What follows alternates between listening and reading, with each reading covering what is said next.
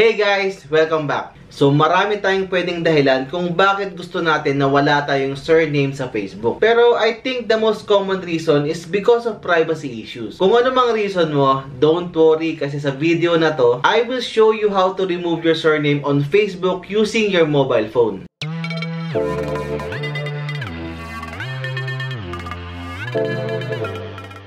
Before we begin, if you are someone that loves unboxing videos, tech news, and tutorial videos like this one, please consider subscribing kasi nag-upload ako ng mga exciting and helpful videos regularly. Okay, so yung first step is to go to the Play Store and make sure na updated sa latest version yung Facebook application na gamit nyo. So type in sa search box Facebook and kung makikita nyo, hindi pala updated sa latest version yung app na gamit ko. Click natin update. Ngayon na updated na yung app, click ulit natin yung search box and then search VPN Indonesia.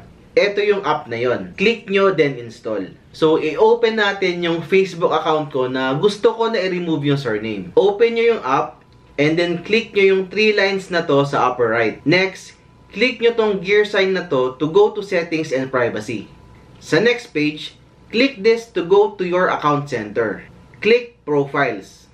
Sa profiles, i-click nyo yung account na gusto nyong i-change yung name. Sa next page, click name to proceed. So, dito makikita nyo na yung first name ko is Unboxing and yung surname is Tito.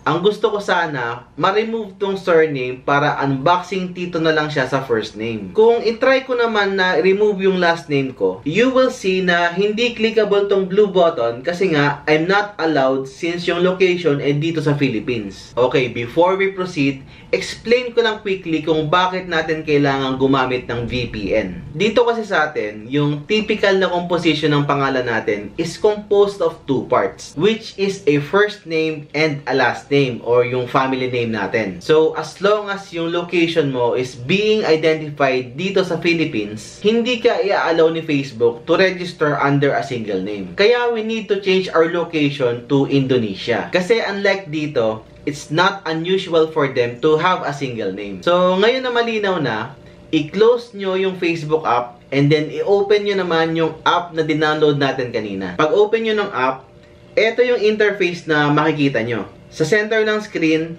click nyo lang yung connect. Kung first time nyo gamitin yung app, may warning message kayo na makikita na kagaya nito. Click OK, and then magko-connect na siya automatically sa server sa Indonesia. Sa status, makikita nyo na you are now connected. Swipe up to go to your home screen and then let's open our Facebook app. I-follow nyo lang ulit yung mga steps na itinuro ko kanina hanggang sa makarating kayo sa page na to kung saan pwede nating i-edit yung name natin. Okay, so now let's delete the surname and then i-edit ko yung first name. Then sa surname, click nyo yung space button and kung makikita nyo, clickable na yung blue button na to and we can now proceed to the next step. Sa next page, you'll see na wala na tayong surname. So, double check nyo kung may na-mistype kayo and then pag okay na, click Save Changes. So, let's go to our profile to check kung gumana yung name change natin. And as you can see, working naman siya. So, that's it guys. Kung nagustuhan nyo yung video and natulungan kayo, don't forget to like and share to your friends and family para mas marami tayong ma-reach at matulungan. If you have questions and suggestions for our next video, leave a comment down below and I'll make sure to reply. Thumbs is a plus, subs is a must.